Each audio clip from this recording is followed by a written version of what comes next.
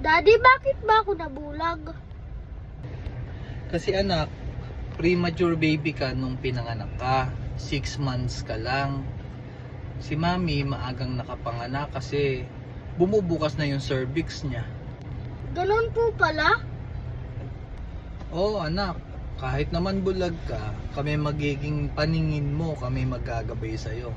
Di ba normal mo naman nagagawa yung buhay mo? Opo.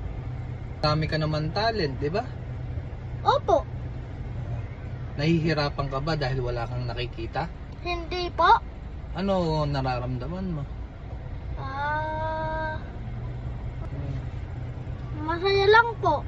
Dahil kayo po ang naging paningin ko po. Di ka naman namin pinababayaan, di ba? Opo. O ngayon nalaman mo na kasi malaki ka na, nagtatanong ka na kung bakit wala kang makita, ganun. Pero alam mo naman sa sarili mo, di ba, na kami nagiging guide mo sa bawat galaw mo. Yes naman po. Kaya wag mo nang sasabihin, wag mo nang itatanong sa sarili mo na daddy, bakit bulag ako, ganyan. Ang gawin mo na lang anak, tanggapin mo na lang kung ano yung nangyari sa'yo, di ba? Opo. Nag-aaral ka naman. May natututunan ka ba sa school? Meron po. Ano? Mga aralin po sa grade 5 saka po dun sa kila po Ma'am Lucena po. Di ba marunong ka na magsulat? Opo. Ano pa alam mo? Yun lang po. Tuwing baha po kasi yung gym, hindi kasi kami naglalaro. Kaya sarap na lang po kami naglalaro. Marunong ka magbasa? Opo. Mabilis? Medyo mabagal lang po. Bakit? Di ko mapubasa maayos eh. Ano yung masasabi mo na sa mga sa mga blind na katulad mo?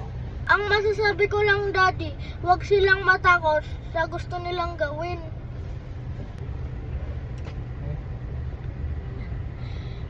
Sa mga parents naman po, tulungan niyo yung anak niyo. Pag-aralin niyo po sila para